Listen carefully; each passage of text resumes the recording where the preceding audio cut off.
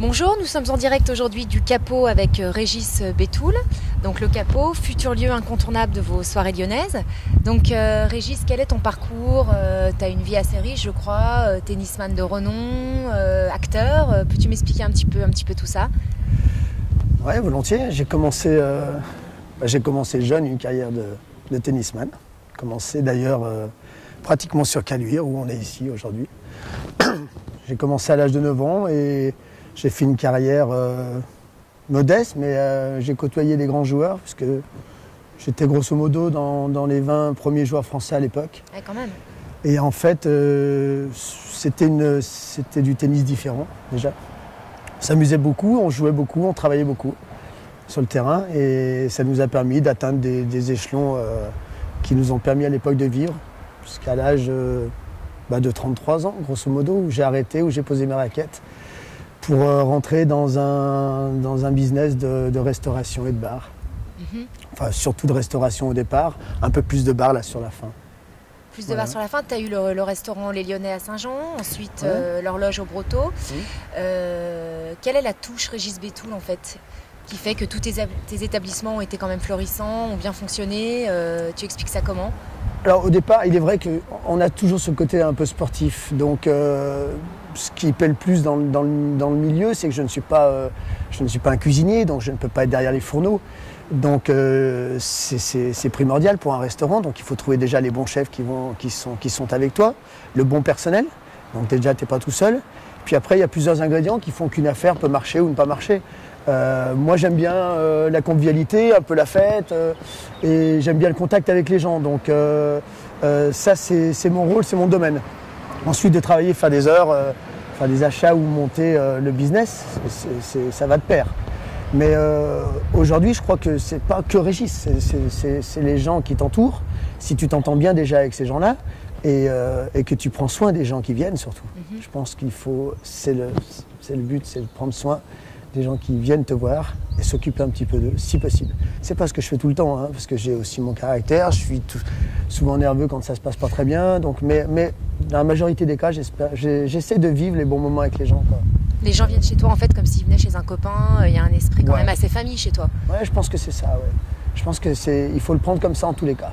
Même si on essaye de faire des choses un peu bien, que ce soit en nourriture, en boisson, etc. Après, il faut trouver le juste milieu, mais la base, c'est ça. C'est de venir voir, passer un bon moment, voilà, pas se prendre la tête. On sait on peut venir et en basket ou en costard ou faire une réunion d'à côté ou alors boire des canons de l'autre ou même dans le nouvel établissement, ça sera de jouer au boule ici puisqu'on a un grand terrain de boule. Voilà. Alors justement, donc en parlant de nouvel établissement, quel est le concept du Capot? Comment est-ce que ça va évoluer? Quand est-ce qu'est prévue l'ouverture? Alors le Capot d'abord c'est une affaire de Caluire que je connais depuis mon plus jeune âge parce que j'ai mangé ici souvent avec mes parents. Elle date de 1875 à peu près. Bon, elle a évolué forcément, mais le Capot, ça reste une entité de guinguette avec du jeu de boules à l'époque. Donc on va garder ce côté guinguette un peu plus chic, on va dire aujourd'hui. Parce que moi, ce que j'aimerais, c'est que ça soit un peu plus haut de gamme dans le service, dans la présentation, dans la déco. Donc c'est ce qu'on fait aujourd'hui pour tous les travaux qu'on entreprend sur la ville de Caluire. Mais on va garder ce côté guinguette. Avec un bar qui est derrière nous, qui va être en construction. Mais voilà, mais pas le truc de ouf où on veut amener tout Lyon. Non, on va rester sur cette ville de Caluire, puis ceux qui viendront nous voir, ils seront bien, quoi. Et tu penses ouvrir à peu près début de l'été Alors, j'espère dans le courant du mois de juin. J'espère début juin, même si c'est possible. Mais après, les aléas des corps de métier qui travaillent, le temps, etc., les intempéries, puis les surprises qu'on peut avoir au fur et à mesure des travaux feront que ça se déroulera en bon temps et bonne heure si on croise les doigts. À quand quand est-ce que ton meilleur et ton pire souvenir à la fois mélangés de soirée, est-ce que tu en as un en particulier? Ouais, j'en ai un. Bon, on va dire le plus sympa, le plus agréable, c'est quand même avec mon pote Yannick Noah, puisque... C'est ce que j'allais te demander, tu étais très ami avec Yannick. Ouais, alors on peut dire que c'est souvent une grosse fête quand Yannick est là. À l'époque, il débutait dans sa carrière de chanteur. Il venait de lancer son deuxième disque qui commençait à marcher fort. Il est venu, donc c'était au Lyonnais à Saint-Jean. Et là où on a fait avec ses musiciens en sortie de concert un repas derrière à partir de 22h qui s'est terminé très très tard dans la nuit avec l'autorisation malheureusement de la police qui était venue avec nous pour nous soutenir un peu parce que c'était une grosse fête et là on avait foutu un peu le bordel, on peut dire entre guillemets, mais sans vouloir gêner tout ça. Mais quand il y a une dizaine de musiciens et puis qu'Yannick est chaud, c'est une belle soirée, ouais. Puis les gens qui étaient là ce jour-là ont passé une belle soirée sans que ça soit prévu. Chaque fois qu'il vient à Lyon, il vient te rendre visite On essaie de se voir, c'est pas toujours facile aujourd'hui parce qu'il est monté en grade, on va dire, dans la chanson et qu'il a beaucoup de contacts, il est beaucoup pris. En tout cas, dans la région lyonnaise, c'est certain qu'à chaque fois qu'il est là, ouais, je le vois. Ouais. Donc tu l'as connu au moment du tennis ou tu là, l'as connu on s'est connus pour l'association qui s'appelait CARE au départ pour les enfants défavorisés il y a une vingtaine d'années. Et puis les joueurs de tennis s'étaient mobilisés pour faire une animation sur le terrain, faire jouer toutes les premières séries, ce qu'on appelait les meilleurs joueurs français. Donc il y en avait une trentaine, dont je faisais partie. Et tous les joueurs s'étaient impliqués sur 4 jours, jeudi, vendredi, samedi, dimanche, pour que toutes les entrées de ces matchs aillent aux enfants.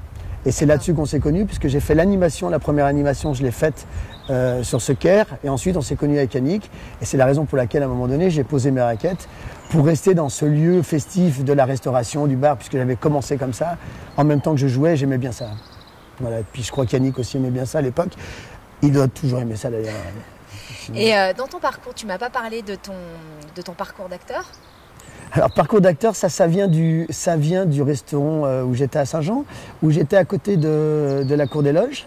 Et le concierge de la Cour des Loges, qui était très sympa, me conseillait aux gens du showbiz un petit peu de venir dîner un peu tard dans un bouchon. Et j'étais à proximité, donc ils venaient me voir. Et c'est là que j'ai connu André Téchinet, qui est venu pendant une quinzaine de jours manger et qui m'a fait une proposition pour que je tourne dans l'un de ses films. Je ne savais pas trop ce que j'allais faire. Les voleurs, c'est ça ? C'était Les voleurs à l'époque avec Auteuil-de-Neuve. Et on n'était que 6 ou 7 acteurs, quoi. Je veux dire, j'ai fait 17 jours de tournage et c'était super sympa. Et ensuite, j'ai recommencé ça avec Lucchini, qui était là aussi et qui m'a proposé de faire un bout de film avec Vincent Lindon. Donc on a fait Lindon-Lucchini, c'était la vie d'un restaurateur, donc ça tombait bien. Et par contre, je faisais pas le restaurateur, je faisais un agent immobilier un peu coriace. Puis après, quelques petits trucs, mais par-ci, par-là. Après, tu es arrivé au domaine de la restauration et puis de tout ça, finalement. J'ai continué, puisque ça, je l'ai fait pratiquement en même temps. Et voilà, on a été quand même au Festival de Cannes sur ce film. C'était une belle expérience, quoi. C'était une belle expérience. Puis après, c'est difficile, le cinéma, c'est pas mon domaine non plus. Et puis je crois qu'après, il faut s'investir différemment et c'était pas mon truc. D'accord. Donc tes projets, est-ce que tu as d'autres projets ? Le Capot, c'est déjà un très très beau projet. Est-ce que tu en as d'autres Non, parce que je continue. Je fais une affaire, je veux dire, si là aujourd'hui, c'est d'une des plus grosses que je pense que je vais avoir dans le fonctionnement. Je parle, c'est pas une grosse affaire, mais c'était des toutes petites. Donc maintenant, il faut évoluer là-dessus. Et aujourd'hui, non, je me focalise uniquement sur cette affaire du Capot à Caluire. Et puis après on verra. On verra. Merci Régis, je te remercie d'avoir partagé ce moment avec moi et je te souhaite bonne chance pour la suite. Merci.